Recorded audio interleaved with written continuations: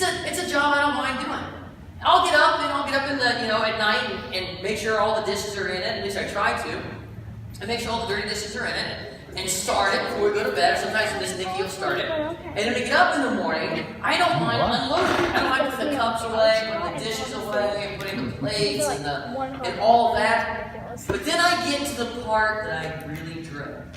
It's like the bane of my existence. It's like the worst thing ever. It's called the silverware. That silverware container. Because you got like thousands of forks and spoons and knives all stuck in there and all over the place. And they stick together and they're locked together like this. And I hate sorting the dumb things out. So you know what I do? I have a trick. It's super efficient and it gets the job done just like this. I open up the silverware drawer and I take that thing out of the dishwasher and I go boom, and shake it once and they all are in there and I shut the drawer. Installed, job done. Awesome, right? Until someone goes and says, well, I want a spoon or I want a fork. The dishwasher, the thing for the dishwasher that holds all the silverware, I just dump in the drawer. And it's great. I don't mind rummaging through there and trying to find the fork or the spoon that I need. But did I create a mess? I did. I kind of created a mess. I'm just being efficient, right? I'm just doing things quickly. Well, Jalen and Matt will come by and they usually don't sort through it either. And they'll just rummage through and they'll find the spoon or the fork they want. But Miss Nikki, on the other hand, she'll come by and she'll open it up. And she knows it wasn't Jalen. She knows it wasn't Madeline. And she knows it wasn't Ellen. She'll open up and she'll go, Andy! And then she'll go through and straighten each one up. And she cleans up my mess. Did she make the mess? No. But she cleaned it up after me. That's initiative. She saw something needed to be done and did it. Now sometimes I do it just to make her mad. But that's just fun. Thanks for that. Yeah. So, initiative is just doing that. It's seeing what needs to be done and doing it. And that's what Nehemiah does. Now, he doesn't do it with silverware, but God has Nehemiah doing a really big job. And we're going to pick up the story where we kind of left off last week. So, I don't know about you guys, but I don't always take the initiative to clean up someone else's mess. I mean, take, for instance, dog barf on the floor. I mean, who really wants to clean up dog barf, right? I didn't make the mess, dog mess. Dog made the mess. Let the dog clean it up. I walk by and pretend like it's not there. I didn't see no dog barf. What dog barf? Don't pretend you've never done that. Well, don't pretend you've never done that. Walk by and pretend like it wasn't there. It was there. You could stop. You could clean it up. Or what about somebody at school who always leaves a mess at the desk you got to sit at? Or always leaves their lunch junk all over the table. And you're like, no, I don't want to clean it up. That's their problem. That's a they issue. That's their mess, not my mess. And you could clean it up, even though it's not your mess to clean up. Someone else made it. They should take care of it, especially if they created it, right? I don't want to get dirty. I don't want to touch their stuff. It's gross. I don't want to touch dog bark. It's gross. But it's not our mess. It's somebody else's. Let somebody else take care of it. But I got a question for you. What if we change that and said it's not my problem, it's their problem, to saying, what if it was an I problem? What if it was a me problem? What if I changed it? Even though I didn't make it, I said, well, that dog barf is kind of my problem. It's there, I noticed it, and I stopped without being asked, and I cleaned it up. I think I probably make mom and dad kind of happy. It makes the next person happy that may not step in it, or that was going to step in it. That'd be kind of gross. Have you ever stepped in dog barf with no suit shocks on? Oh. It's kind of gross. It's kind of squishy, kind of slimy. Ew. So, we can take the initiative, even if the job is dirty. It doesn't have to be a they cleaning it up. We can clean it up. Now imagine if Nehemiah would have taken that kind of attitude. He said, no, that's not my problem. That's a they problem. They can take care of that. I haven't even lived in Jerusalem. Which, by the way, Nehemiah didn't live in Jerusalem. Nehemiah lived in a big place called Persia. So, Nehemiah didn't live in Jerusalem. It's not my problem. But Nehemiah saw that something needed to be done. And he felt God talking to him about it. And so he responded. He took the initiative. And he trusted that God was going to be with him. Now, did you learn about the king that Nehemiah served last week? His name? Artaxerxes. Very good. King Artaxerxes. Now, Nehemiah wasn't a wall builder. He wasn't a construction worker. In fact, he probably knew about building a wall. But he was good at one thing. He was the cupbearer for the king. You know what the cupbearer did? Tasted it, but he would be the one that would, if someone was trying to poison the king, he would drink it first, and if the king saw that the cupbearer lived, that meant the drink was okay for the king to drink.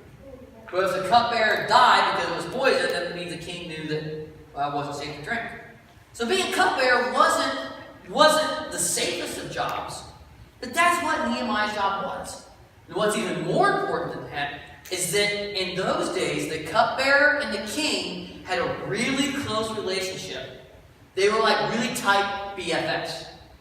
Think about it. The king had to rely on the cupbearer to be able to protect him.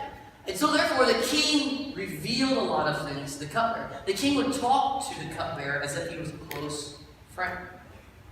And if you remember the story from last week, Nehemiah has just asked permission to lead the cupbearer, and he'll be gone for about 12 years. That's a long time to be gone away from that. The fact that the king says go should tell you something about the initiative that you see inside of Nehemiah. There must be something there that is contagious. And that's the word I want you to hang on to. Must be something that's contagious that makes other people want to help Nehemiah. We'll get to that here in just a little bit. So King Artaxerxes says, go, you can go. And Nehemiah heads to Jerusalem, and he sees this. He sees a wall that looks like this. Go ahead, Madeline. It looks pretty torn down. In fact, the wall was like that all over the place. It was all torn down. Now, is that wall going to protect anybody from anything? No. I mean, if I'm going to invade Jerusalem, I can go right through that wall. I could drive my big old tank right through it.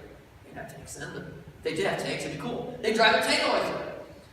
And so Nehemiah gathers a few couple of his close friends and starts talking to them about it. And they all get on horseback, which is our next picture, Madeline.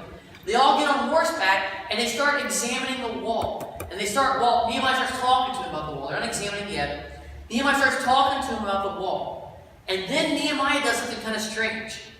They all go out at night, which is our next picture, Madeline. They all go out at night and they're examining the wall. They're kind of checking it out and seeing kind of what it looks like. Now, the reason why they go at night is that there were a couple of people, actually there were several people, that did not want this wall to be built. They liked Jerusalem being vulnerable. Because a wall meant strength. A wall meant we can defend. A wall meant we're safe. And they didn't want anybody else rising up to be able to say, well, we're going to take over this land because it's our land anyway. They wanted to keep them weak. And so Nehemiah went at night. He took a select few close friends and went over and started examining the wall. In fact, it got so bad that, go to the next slide, Madeline.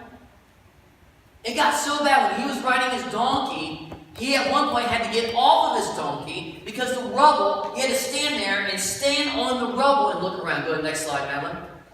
The donkey couldn't get through it. It was so bad. And then he came across where the gates were at. Should be the next slide. Hold on. And the gates were the big wooden gates where they would allow things to go in and out. Just leave it right there. Okay. The gates were people came into the city and when people left the city. Because the wall was so big and so tall, no one else could get through unless you had a gate. All the gates were all burned down. There was complete access in and out of the city. It's a pretty bad situation. There's no protection there whatsoever. And that's what worried Nehemiah the most. Jerusalem was already bad enough as it was. One single invasion from another country and Jerusalem would be wiped out.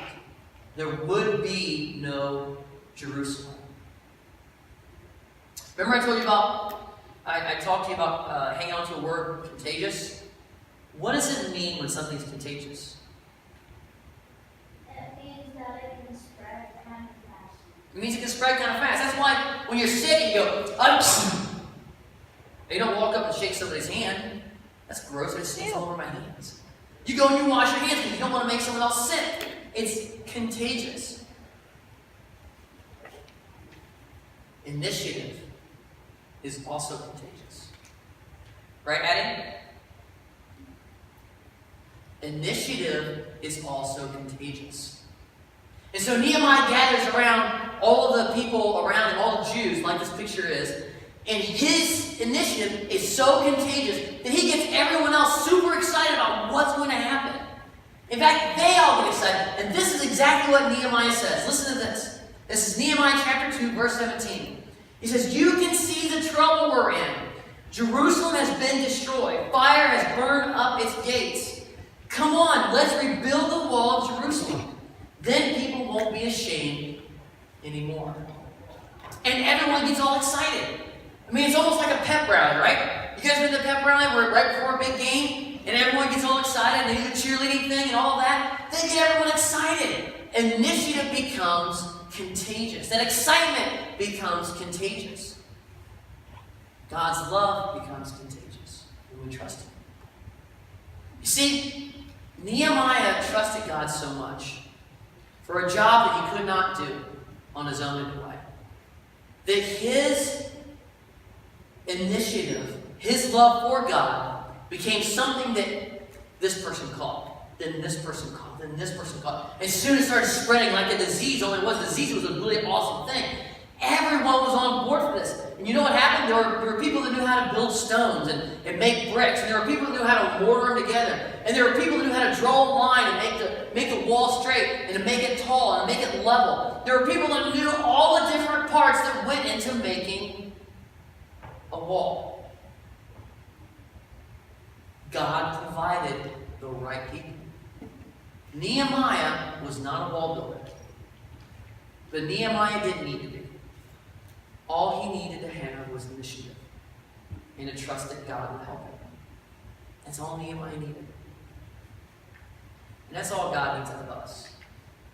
He needs us to trust Him. And He needs us to take the initiative. Sometimes we see a job where it's like, I can't do that.